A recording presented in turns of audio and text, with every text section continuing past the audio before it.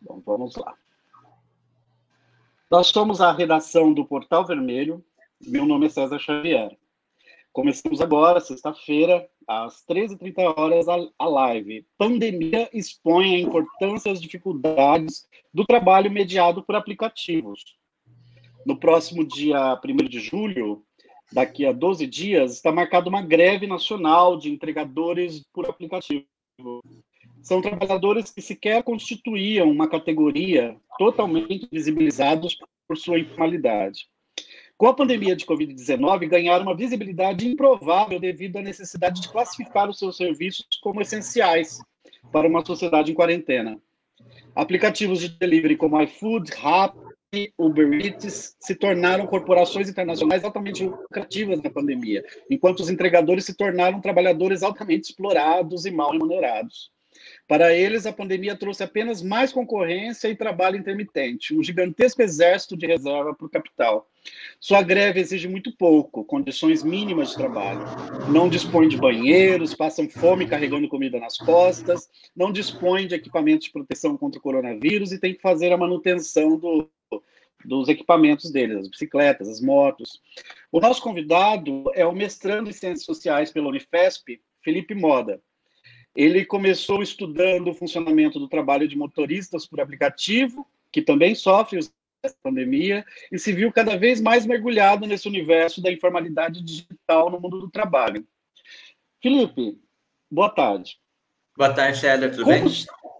Tudo bom. Como os trabalhadores por aplicativo estão se sentindo com a pandemia, agora que há tanta visibilidade do papel essencial do serviço deles? Enfim, é um tema bastante complexo de se debater, né? Toda essa organização desse trabalho. Enfim, são pessoas, muitas vezes, que entraram nesse trabalho em decorrência de situação de desemprego ou de vínculos mais precários de formalização do trabalho e foram jogados para esse tipo de trabalho, né? Anteriormente como motoristas, agora cada vez mais como entregadores, e sempre teve uma invisibilidade social, especialmente dos entregadores, né? Não só uma invisibilidade social, mas até muitas vezes eles reclamam um conflito com eles na rua, né? Motoristas que não respeitam, a população que não respeita as bicicletas, as motos, por aí vai. E agora, nesse contexto de pandemia, a visão sobre eles mudou, né? Então, quanto mais isolada, mais licenciamento social era praticado, mais crescia a dependência desses trabalhadores. Então, acho que eles começaram a ter um reconhecimento social da sua função, mas isso não foi muito acompanhado de melhoria nas suas condições de trabalho, né? Eu acho que isso que é o grande estopim das mobilizações deles que estão fazendo, vai ter essa greve agora, 1º de julho, mas teve um processo de mobilizações bastante forte recentemente. Aqui em São Paulo teve 2 paralisações, em diversos lados do Brasil teve 2 paralisações, porque essa maior visibilidade e também, consequentemente, maior risco, né, porque era quem se dispunha a ir para a rua, não era acompanhado necessariamente por melhores condições de trabalho ou condições mínimas até de trabalho para você conseguir estar em contato com as pessoas durante a pandemia. O seu áudio está falhando bastante, tá? Meu áudio está dando para entender. Tá. Eu acho que a internet está com falhas.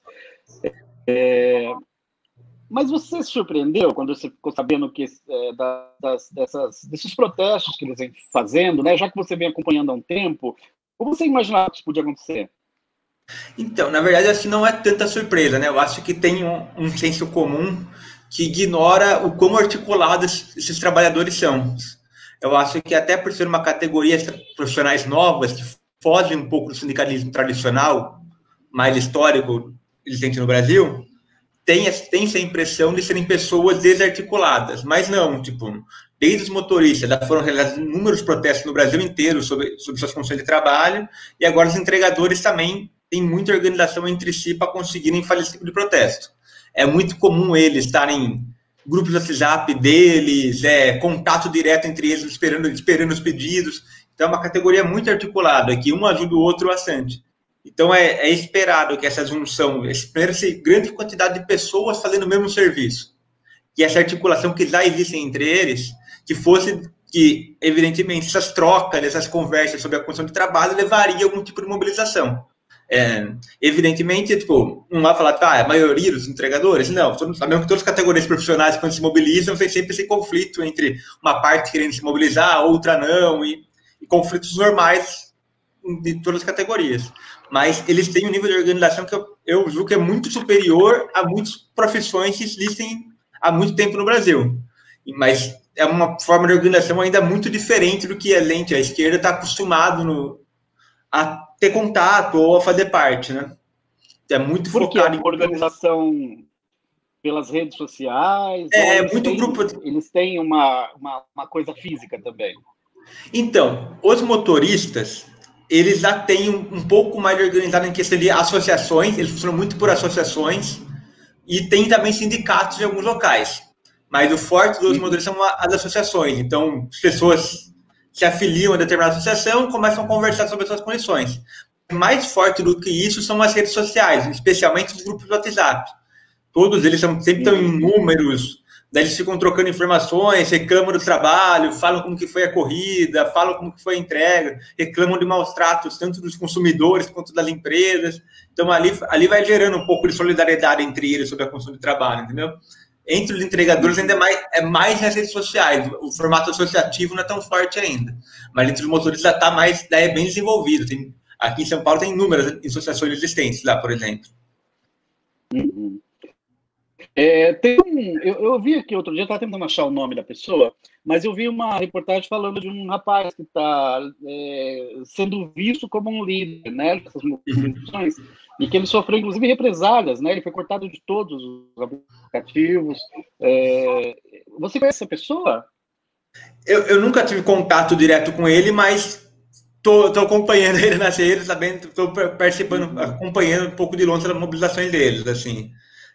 Mas é muito comum, é uma crítica muito comum que eles fazem constantemente, pessoas que fazem algum tipo de mobilização e são cortados dos aplicativos depois. É um trabalho muito vigiado, né? Então, os aplicativos conseguem saber quanto tempo demorou sua corrida, para onde você foi, para onde você deixou de ir, se você desviou da rota, se todo mundo foi para o mesmo lugar naquele momento, quem estava se o ato é na Avenida Paulista, você consegue mapear quem estava na Avenida Paulista naquele momento, e por aí vai. Então, é um trabalho muito vigiado. O aplicativo em si, ele acompanha de perto a vida de cada trabalhador. Muitos deles reclamam que a partir do momento que você começa a participar de algum tipo de protesto, ou você é cortado na hora, ou você para de receber pedidos e você não consegue justificar porque está recebendo menos, entendeu? Caiu a demanda, não sei, Então, tem esse tipo de punição, é bastante comum de acontecer e tem diversos relatos disso, assim. Então, é uma maior dificuldade dessas pessoas também de, fazerem seus protestos, além das condições muito precárias. Pois é, curioso, né? Porque isso significa que é mais difícil para eles fazer um protesto do que para outras categorias, né? Porque eles estão monitorados digitalmente, né? Eu acho que tem duas dificuldades grandes nessa categoria para fazer algum tipo de protesto. A primeira diz respeito à forma de organização do trabalho, né? Como eles recebem por produtividade, única e exclusivamente, você fazer um protesto significa cortar na carne, né? Você não vai receber aquele dia de trabalho. Salário.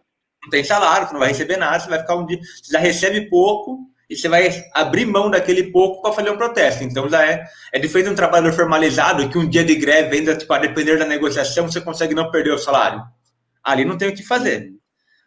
Mas, além disso, tem essa questão da vigilância que é muito maior, né? As tecnologias são usadas também para vigiar esses trabalhadores e qualquer indício que ele está fazendo alguma coisa que vá contra os interesses do aplicativo, ele pode ser desligado e ele nem sabe por que ele foi desligado. Você recebe uma mensagem, você infringiu nossas normas e foi desligado.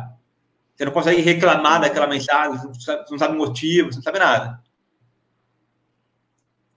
E você percebe alguma atenção do sindicalismo tradicional ou dos partidos de esquerda ou parlamentares, apoio de políticos, esse pessoal, mesmo que seja do pessoal dos motoristas, você observa esse movimento ou não existe isso? Existe, mas é muito embrionário ainda, né? A relação da esquerda com esses trabalhadores, eu acho que é muito aquém do que poderia ser. Eu acho que até teve enfim, acho que toda a conjuntura política do último período no país também favoreceu esse tipo de trabalhador mais autônomo, um pouco de repulsa às ideias da esquerda por compreenderem um pouco que a situação que eles estão hoje foi erros históricos da esquerda ou culpa das pessoas que roubaram na cabeça deles e não estão mais ferrados hoje. Mas também acho que com o tempo, tipo, você consegue fazer algum tipo de reconstruir laços de solidariedade com eles, compreenderem que você consegue debater a luta deles, compreender a situação. Então, acho que tem um caminho que, aos poucos, cria pontes. Mas assim, a principal tarefa é conseguir entender as reivindicações de como eles atuam e incentivar isso aí, porque eles também são pessoas muito contrariadas quando você chega com pautas muito prontas, até algumas reivindicações que nós da esquerda temos mais tradicionalmente, como todo mundo deveria ser coberto pela CLT. Isso é longe de ser consenso entre eles, pelo contrário. Então, tem uma disputa ali que você tem que ter paciência e compreendendo que está em jogo para eles, né? As necessidades mais latentes deles, assim. Me fala sobre essa questão da CLT, que era uma pergunta que eu ia te fazer. Por que essa rejeição? Eu acho que é muito atrativo. Acho que acho que pode ter dois fatores que eu acho que eu tento entender um pouco isso aí. A primeira coisa, eu acho que são as péssimas condições de trabalho no Brasil de maneira geral. Então, geralmente, quando você está no emprego formalizado, você tem direitos, mas seu salário é um pouquinho mais baixo do que quem está sem direitos naquele momento. Então, eles compreendem que essas condições de trabalho não são vantajosas para ele. Então, eu vou ficar batendo ponto 8 horas por dia, 10 horas por dia, para receber pouco no final? Eu prefiro fazer o meu horário, trabalhar quando eu quiser, sem dar uma obrigação, e eu me viro por mim mesmo. Então, isso é muito presente no discurso entre eles. Então, é um tipo de situação que é comum, e é de fato, né? Você pensar, tem diversas profissões que são formalizadas que recebem até menos que o motorista de aplicativo hoje. Então, tem esse fator. E acho que também tem um fator, eu acho, um pouco até do despótico dos patrões do Brasil. Não sei se é um traço ou excesso. Eu ia falar isso. Quando você falou em liberdade, eu imaginei essa coisa de... eles não têm contato com o patrão, né? Eles têm pouco contato. Sim. E meio que preservar essa liberdade, né? Já que muitas vezes a pessoa que tem uma qualificação muito baixa, quando ela arruma um emprego, ela arruma um emprego de muita assédio moral, geralmente, né? Sim. De muita disputa interna, né? Entre os funcionários. Então, vai ter que conseguir a gente entender mais de que forma esse patrão brasileiro é tão despótico que faz todo mundo ter repulsa até ter esse trabalho. Então, você fala, eu prefiro fazer meu horário, não ter contato com ninguém, do que ter um cara mandando eu fazer alguma coisa. Isso é muito presente para eles. E eu acho que e é difícil entender hoje, porque até difícil, realmente não existe algum tipo de regulamentação desse trabalho que garanta essa autonomia que eles têm de montar jornadas, que eles vêm como muito vantajosas para o modelo dele, só que também assegura direitos. Então, acho que tem que pensar um pouco como que faz uma regulamentação nesse sentido. Né? Se você chegar para eles e falar, você vai virar CLT, vai começar a ter jornada de trabalho 40 horas semanais, não, eles não vão topar, entendeu? Então, acho que tem que... Na minha visão, é possível você pensar regulamentações que garantam a legislação trabalhista e que você faça uma jornada flexível, por exemplo. Acho que o desafio passa por aí um pouco, pensar como essa regulamentação pega o que eles têm que eles consideram bom no trabalho deles, entendeu? Uhum. Eu observei nas pessoas que eu conheço que têm comércio de alimentos, que muitas vezes eles preferem manter um entregador próprio do que usar o aplicativo, porque eles estavam falando lá dos custos que tem, da obrigatoriedade de pagar uma taxa, né?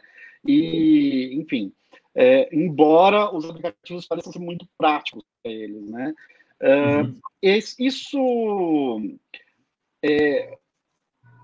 Essas empresas, né? Qual que é assim, dizem que eu vi dizendo que elas não lucram, que elas estão se consolidando para se reinventar num novo modelo de negócio, né? Elas não vão ser o que são hoje, né? E hoje elas meio o trabalho subsidiado, né? Eu li em algumas reportagens. Por outro lado, outros dizem que elas estão lucrando muito por conta da pandemia, né? E quem lucra é só o aplicativo, porque os trabalhadores, a gente conhece a situação como está, né?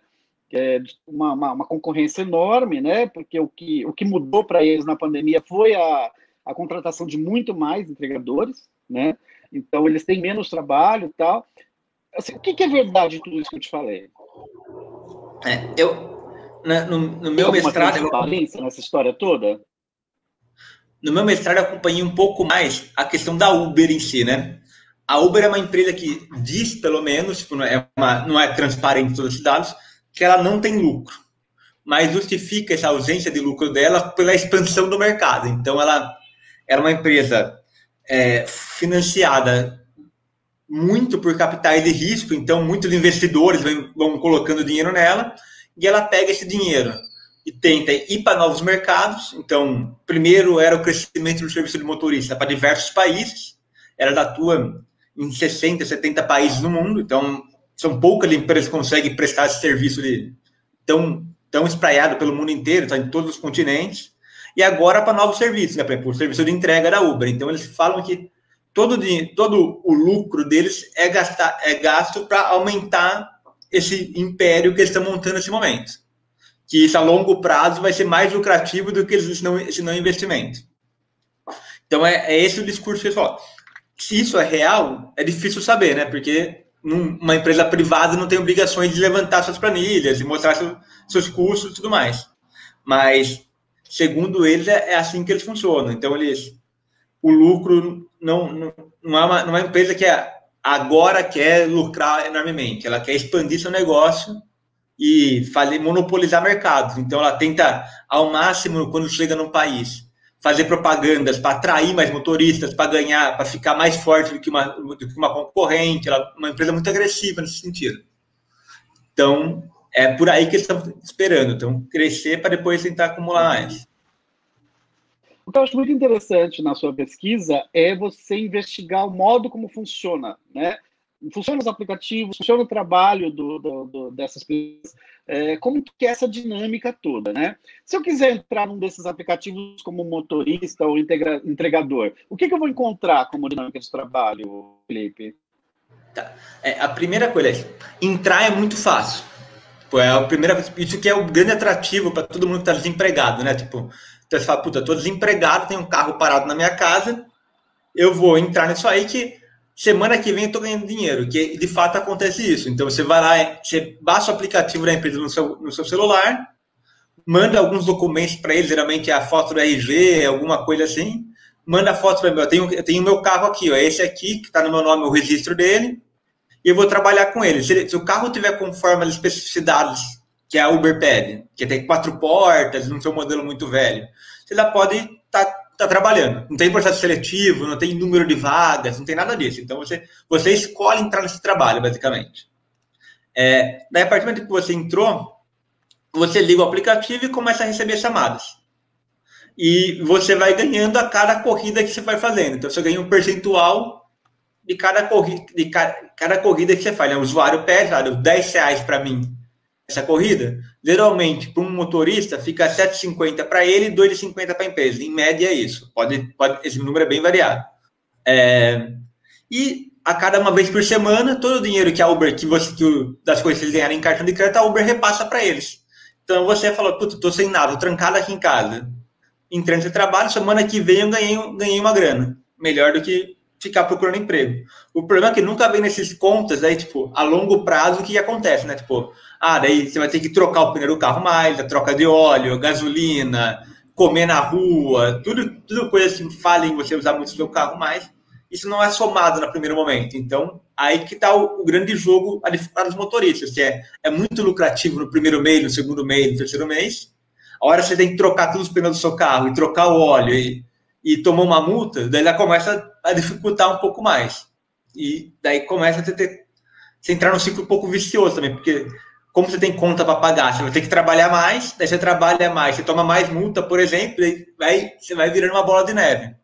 Mas basicamente o serviço funciona assim, qualquer um escolhe entrar, a empresa autoriza e você vai recebendo chamadas e a hora que você não quer trabalhar, você desliga o aplicativo, pronto. Então, essa é a forma básica deles, tanto nas entregas quanto nos motoristas.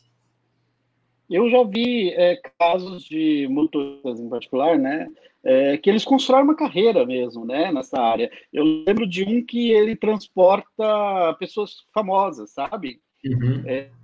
eu não sei como que ele articulou o esquema dele, mas ele transporta essas pessoas, né, assistente ou empresário, né, da área, e também pessoas que fazem viagens muito longas, né, com Uber para outras cidades, por exemplo. Né? Então, para essas pessoas deve ser muito, né, tranquilo, né, a situação. E elas devem ser a absoluta minoria, né? Você conhece casos assim? Então, na verdade, tipo, eu imagino que devam ser pessoas, porque esse transporte executivo, diria assim, né? Tipo, levar alguém, pegar no aeroporto, levar para o hotel, fazer uma viagem mais longa, tipo, é uma coisa que sempre existiu no Brasil também, né? Sempre a profissão de motorista, por exemplo, é uma profissão antiga. Ou via táxi ou via transporte executivo. Então é uma coisa que já existia. Então, até para quebrar um pouco essa imagem que a Uber é uma coisa nova. Não, ela era uma profissão que existia anteriormente. O que tem agora é um aplicativo que garante que aumentou, de certa forma, a demanda para esse serviço, né? Pela propaganda, tudo mais, pela facilidade, até para os usuários pedirem. Então, não é uma coisa Mas, a tão nova. princípio, eu imagino que, pela dinâmica do aplicativo, não seria tranquilo você ter clientes fixos, né? Já que é o aplicativo que distribui, né? Então, mas daí você desliga o aplicativo, por exemplo. Eu tenho um fixo que eu levo, sabe? Eu levo a filha de um cara para a escola todo dia às 7 da manhã. Eu saio de casa, levo ela, a hora que eu desço lá na escola, eu ligo o aplicativo, entendeu? Daí você começa a receber chamadas. Ah, entendi. Ou falo, puta, meio-dia tem que fazer... Não é uma coisa por fora do aplicativo, né? O aplicativo tem essa função, que você não consegue escolher corridas por ele. Você não pode fidelizar um cliente, por exemplo. Você só pode aceitar a corrida que o aplicativo te dá. Isso para motoristas, para entregadores, para tudo. Voltando ao tema dessa crise sanitária que a gente está vivendo, Felipe, na pandemia, essas empresas se sensibilizaram com a situação dos trabalhadores? O que eles recebem delas? Então, teve uma demora muito grande em receber qualquer coisa. Então, as primeiras semanas, até o primeiro mês de pandemia, os trabalhadores, seja motorista, seja entregador, não receberam nada. Sempre ficou num debate do que fazer, do que não fazer, e não receberam nada. Depois de um tempo de ajuste, começou a ter algumas ajudas, mas ainda muito insuficiente. Por exemplo, a Uber disponibilizou alguns vales para os motoristas, dos entregadores comprarem álcool gel, máscara, tudo mais. Só que é um valor muito abaixo do que eles precisam para rodar todo dia. Então, você recebeu R$20 para comprar álcool gel. É uma ajuda, mas uma pessoa que fica na rua o dia inteiro trabalhando, esses R$20 acaba na primeira semana. Não tem como você mandar um fluxo de trabalho em cima disso aí. Então, essa foi o primeiro tipo de ajuda que demorou muito para sair. Então, envolveu no começo os trabalhadores gastarem seu próprio dinheiro para comprar esse tipo de equipamento de segurança. E isso acontece até hoje porque a ajuda é muito pouca. Outra questão que aconteceu também, depois de um tempo, as empresas começaram a fazer um fundo para ajudar trabalhadores contaminados. Então, alguém que está contaminado com coronavírus, você manda o atestado médico para a empresa e você recebe por 14 dias, mais ou menos, uma média de quanto você recebia por dia anteriormente. Só que não é tão simples conseguir esse benefício. Primeira coisa, você tem que estar contaminado. E sabemos que tem uma subnotificação gigantesca no Brasil, então você não consegue falar, não, eu tô. Tem que mandar um laudo médico. O resultado dos exames médicos, por exemplo, demoram dias para sair. E nesses dias você não consegue, você está contaminado, tem que trabalhar, porque você não consegue, enquanto você não tiver com o laudo médico na sua mão, você não consegue. E a partir do momento que você manda, por exemplo, o laudo médico para a empresa, elas bloqueiam seu aplicativo. E começam a analisar a sua documentação. Se a sua documentação fala, não, é insuficiente isso aqui, você perdeu aqueles 3 dias de trabalho de análise. Entendeu? Então, são diversas coisas que vão dificultando e desestimulando a pessoa a fazer. Então, eu vou perder 3 dias, talvez eu não receba auxílio, como que eu vou me mover no meio disso aí, entendeu? Então, é um tema muito, muito difícil. E o auxílio dura 14 dias automaticamente. Se você está contaminado, for 15, 16 dias por sintoma, paciência, volta a trabalhar. Não tem esse acompanhamento também de caso a caso, ou, sei lá, quem é grupo de risco, o que faz? Alguém que mora em grupo de risco. Isso não acontece também, entendeu? Uhum. E você tem acompanhado essas reivindicações que os entregadores, em particular, estão fazendo? O que você está achando dessas reivindicações? Então, elas são muito por condições básicas de trabalho, né? Isso que é mais absurdo, né? É isso, tipo, é você receber equipamentos de segurança para trabalhar no meio da pandemia. Tipo, é um tipo de pedido que não deveria nem existir, né? Deveria ser padrão, qualquer pessoa que esteja trabalhando nesse momento, receber condições para poder voltar para sua casa de maneira segura. Tipo. E também se reclama muito de tanto do valor das corridas, que está muito baixo, recebendo muito pouco por corrida, né, por entrega, e também como cresceu muito o número de motoristas, eles estão analisando entre si, não tem dados precisos sobre isso, que as empresas começaram a bloquear muitos usuários. Então é isso, você trabalha 3 meses, de repente você aparece uma notificação do celular, ó, você está cortado porque você infringiu a sua norma de uso. E ninguém sabe por quê. Então esse número de bloqueios exagerado, segundo eles, que cresceu muito nos últimos meses, é um tema que está pegando muito na categoria também, porque é a única forma de você trabalhar, você ficou o dia inteiro na rua e de repente está bloqueado, não trabalha mais. Então são essas 3 tipos de reivindicações. Por que é o bloqueio? Na sua intervenção, que não vem notificativa, parece uma... Você abre seu aplicativo, vem uma mensagem. Segundo você infringiu nossas normas de uso em alguma corrida, e você está punido por agora. Daí você pode ter uma punição de 1 semana sem fazer entrega, ou você está automaticamente desligado para sempre, e nunca vem justificado o que foi, e nem a chance de você Parece reclamar. Que é uma coisa que tem a ver com o excesso de trabalhadores, né? Quer dizer, não tem corrida para todo mundo, bloqueio. E aí eles bloqueiam alguém. Seria mais ou menos isso, provavelmente. Não tem número, não tem... As empresas não disponibilizam número de pessoas novas ou pessoas bloqueadas por semana. Então, isso é muito do relato deles, né? Então, mas o sentimento geral, você pega em grupos de WhatsApp, Facebook deles, é isso, mano. Todo dia, uma turma bloqueada. E ninguém sabe por quê. Você fala, eu não fiz nada errado naquele dia. Só simplesmente acordei todo dia e não conseguia fazer a entrega. Então, é uma coisa nova. Então, são reivindicações muito básicas, né? Então, você recebeu um problema de Parece que tem um problema também de transparência na distribuição dos recursos para os trabalhadores. Sim. Cada aplicativo funciona um pouco de maneira diferente, mas geralmente eles ganham mais ou menos pela distância que eles usavam para entregar aquela mercadoria. Só que tem diversos cálculos no funcionamento do pedido. Quanto mais pessoas, quanto mais oferta de trabalhadores em um determinado local, mais barata é aquela corrida, por exemplo, entendeu? E quanto mais escasso no trabalhadores, mais caro. Só que você nunca sabe, tipo, esse cálculo real, como ele funciona. Se tem muito, se tem pouco, como que está essa relação de oferta e demanda. Então é meio arbitrário. Você vai lá, tocou uma corrida de 10 quilômetros, você vai ganhar R$11, e tocou uma corrida de 15 quilômetros, você ganha 8. Tipo, você não tem um padrão. E você fala com a empresa, ela fala, não, é o funcionamento automático do aplicativo que é assim. E tenta esconder que não tem nada de automático nisso, é programado para ser assim, e quais contas são feitas em cima disso. Isso nunca é aberto para os trabalhadores, né? Então tem esse problema. Uma coisa que parece muito absurdo para as pessoas é o fato de eles reclamarem que passam fome, trabalhando para empresas de alimentação. Não seria possível os aplicativos fazerem acordos com essas empresas, né, como parte do acordo, né, pelo menos fornecer ali a alimentação?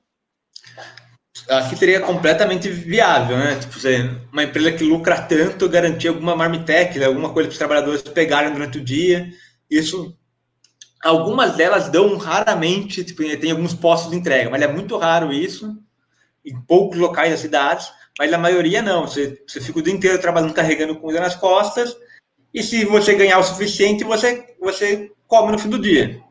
E as pessoas não têm muita noção, mas uma pessoa nova nesse trabalho, ela recebe nos primeiros dias, tipo, 1, 2, 3 chamadas. Você não recebe muito mais do que isso. Então, você ganha muito pouco nos primeiros dias. Então, geralmente, quem está fazendo essas entregas no começo, e nessa época de pandemia, teve muitas pessoas que começaram, ganha muito pouco mesmo. Pessoas que estão há mais tempo, já recebem mais chamadas. As empresas preferem essas pessoas. Então, ganha um pouquinho mais. Mas para quem está no começo, você não consegue comprar uma comida na rua. Tipo, você vai receber 20, 30 reais no dia para você ficar fora de casa. Se for gastar um marmitex, você saiu para comer. Uhum.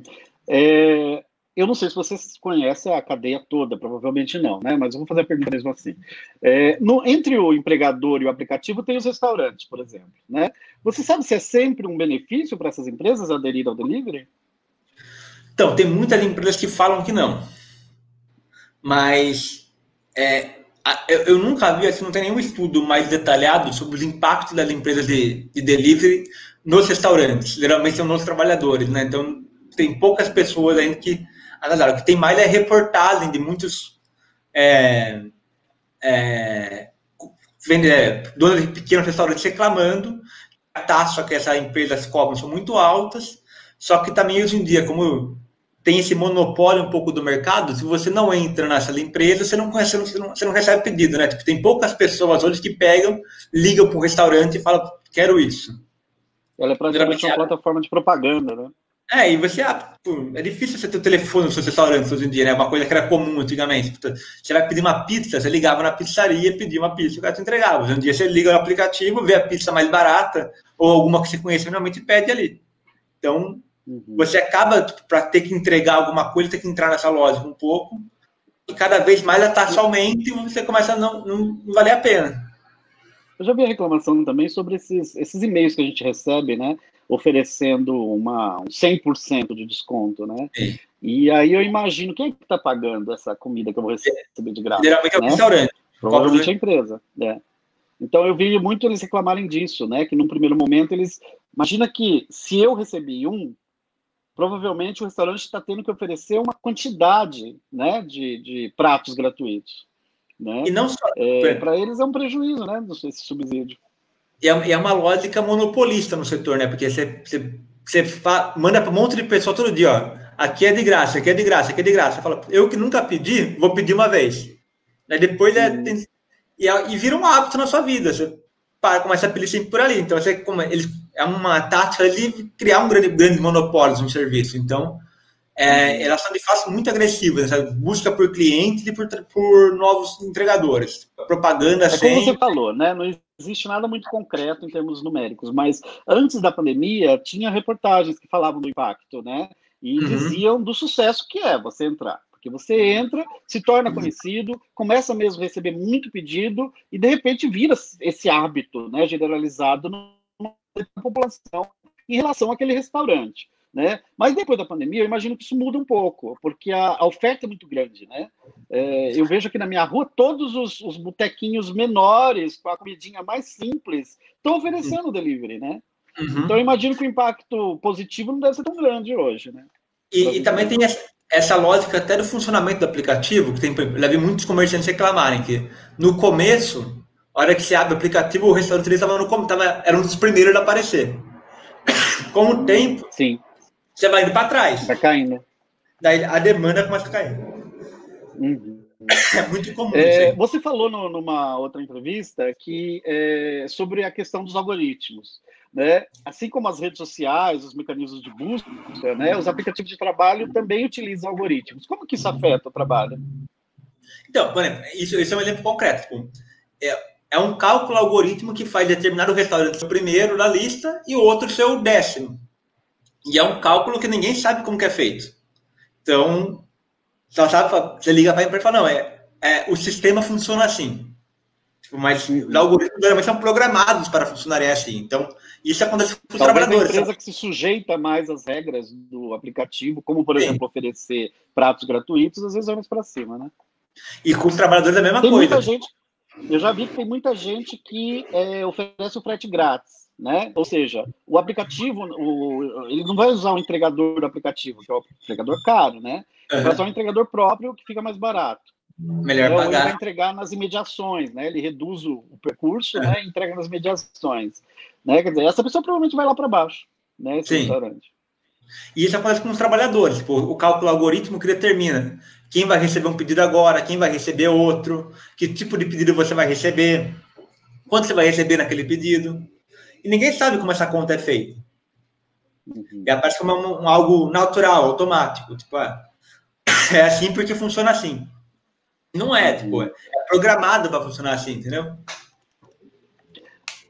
A precarização, essa precarização de milhões de trabalhadores já era uma realidade brasileira desde sempre, né? Desde o fim da escravidão, né?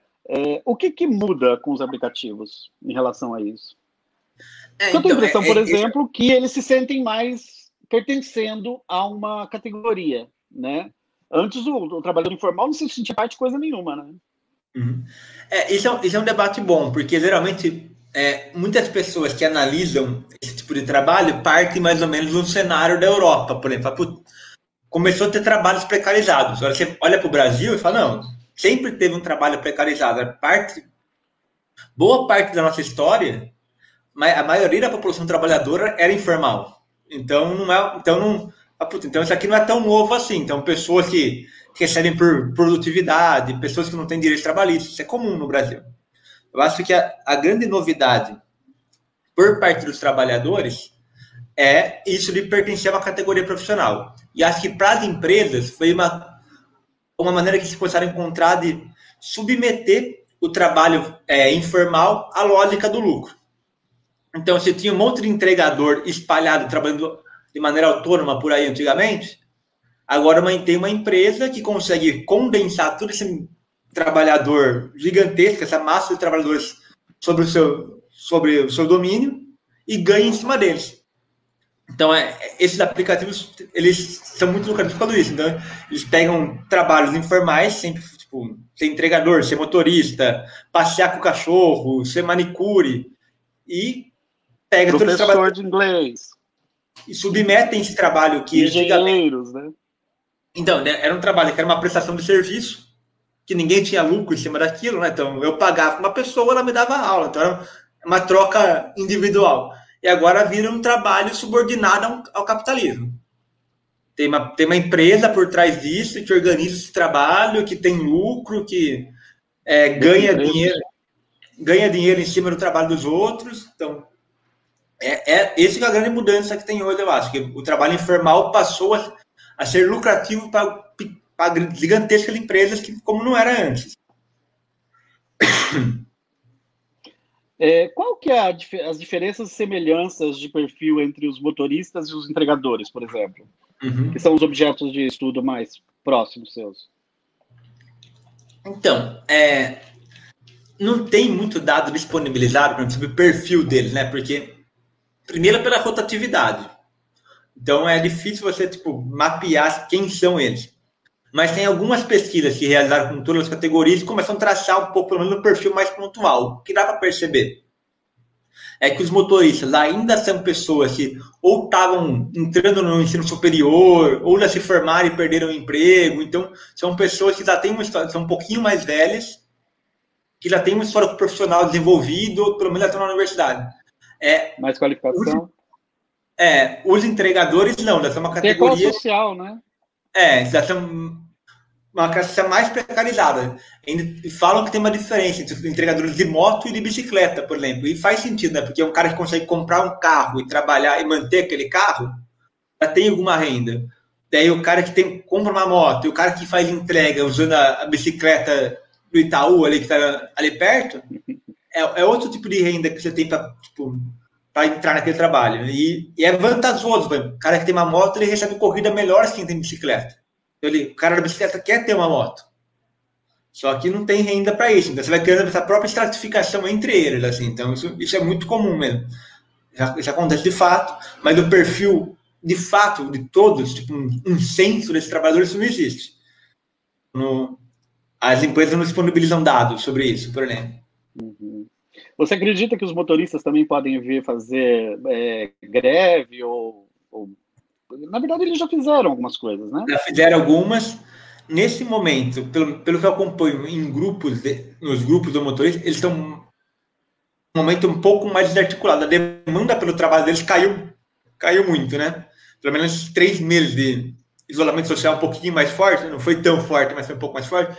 A demanda pelos motoristas caiu muito. Então, e eles mesmos se desarticularam, tinham um pouco mais de medo de ir para a rua. Então, eu acho que nesse período é difícil sair alguma coisa entre os motoristas. Mas eu acho que não é uma coisa que é dada. Eu acho que Desde quando surgiu o aplicativo de motorista aqui no Brasil, já teve algumas greves, mobilizações, e acho que no futuro deve voltar a ocorrer, especialmente nessa questão dos ganhos deles. E uma pauta forte dos motoristas é segurança no trabalho também, né? Eles são muito assaltados, tem muito caso de violência contra eles. Então, é uma pauta que sempre mobiliza eles também. Ganho de violência. Então, imagino que em alguns meses pode ser que isso volte a aparecer. Uhum. A gente está terminando, Felipe. Eu queria saber se você gostaria de falar alguma coisa que você acha interessante nesse momento, né? Eu ia te perguntar coisas mais específicas, assim, mas que eu acho que não vai dar tempo de você abordar. Como, por exemplo, como é que essas empresas chegam, né, a países que tinham o trabalho formal, por exemplo, né? E eles entram com esse ambiente de informalidade todo, né? Quer dizer, teve toda uma luta em torno disso, né? Teve, e acho que tem um reflexo muito grande nos países, especialmente nos países mais formalizados, da crise econômica de 2008, né? Então, teve um processo de desemprego muito forte nesses países. Uhum. No Brasil foi um pouco diferente esse processo, em especial em pós-2015, mais ou menos, que começou a ter desemprego, mas nos outros países da Europa e dos Estados Unidos, pós-2008 foi quando começou a ter muitos desempregados. E foi bem na época que esses aplicativos apareceram lá. Então, tem algum país que não entrou? Já teve muitos países que já deu muita briga, especialmente a Uber, essa de motoristas. Então, por exemplo, mais próximo de nós foi na Colômbia. Entrou na Colômbia, teve uma briga gigante dos taxistas contra o aplicativo. E daí o STF deles, a Suprema Corte da Colômbia, julgou que a Uber deveria pagar direitos trabalhistas e a Uber parou de operar no país. Isso aconteceu em alguns locais. Se não me engano, na França ficou um tempo assim também. Então, é um processo de disputa jurídica em vários países do mundo. Acho que o último que aconteceu foi na Colômbia. Dos entregadores, eu não sei se teve algum país que eles não conseguiram entrar até agora. Você sabe que é curioso, né? Tem um site na internet, desses da pandemia que apareceram, né? Um site onde você passeia pelas cidades do mundo, de carro, né? E eu achei muito divertido, né? Porque você pega uma cidade que você não conhece e sai andando de carro pela cidade. Se você tem uma tela de computador grande, parece que está dentro do carro mesmo, né? E ouvindo rádio, né? Os rádios locais. Você escolhe até a rádio que você vai ouvir. E o que me chamou a atenção nessa história é que eu entrei em São Paulo, que era uma das cidades que era oferecida, e você vai andar pela rua e você vê muito entregador de comida, de bicicleta principalmente, né? Uhum. Todos aqueles isopores vermelhos, né? E nenhuma outra cidade eu vi. Eu achei muito curioso isso, né? Mas, então, eu já vi algumas cidades da Europa, especialmente onde o isolamento social foi muito forte. Eu vi um vídeo, eu acho que era uma cidade italiana, tipo, do metrô às 6 da tarde, tipo, mais ou menos. Era só entregador, o metrô inteiro, assim, não tem mais ninguém assim, no metrô. Uhum. Então teve algumas cidades que foi muito forte, alguns relatos, especialmente na Itália, de ter muito entregador na rua, enquanto estava com o lockdown muito forte.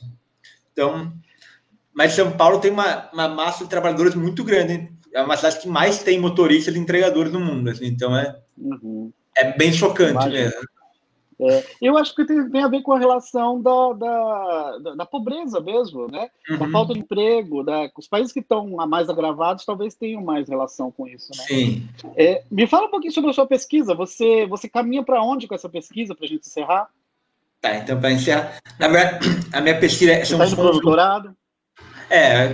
Estou acabando o mestrado agora, vou defender mês que vem, em agosto, agora comecinho, e é uma pesquisa que ela visava mapear como que a Uber organiza o trabalho dos motoristas. Então, era como que esse que a gente chama de gerenciamento sobre o trabalho ocorre com um trabalho que você não obriga a pessoa a ir trabalhar, então ela pode não ir trabalhar ninguém naquele dia, e mesmo assim as pessoas vão, como isso dá certo. Então, tento desvendar um pouco as lógicas que tem por trás do aplicativo para fazer esse trabalho acontecer, e como isso impacta as condições de trabalho, o ritmo de trabalho, remuneração e tudo mais. Então, uma pesquisa que foi por aí. Daí no doutorado estou pensando um pouco como vai, mas vou estudar alguns outros aplicativos também, deve ser essa lógica. Tá certo. Eu estive aqui com o Felipe Moda, cientista social, né, estudioso desse trabalho por aplicativo, né? Felipe, muito obrigado, viu, pela discussão, por ter aceitado essa entrevista. Acho que foi muito esclarecedora. E queria também agradecer ao Rafael Macedo e Ana Lu Amaral, que ajudaram a gente na produção dessa live, né? E agradecer a audiência, né? Vai ficar agora no Facebook o vídeo para quem quiser acompanhar e coletar informações e compreender um pouco mais desse trabalho. Obrigado, boa tarde. Obrigado a vocês todos.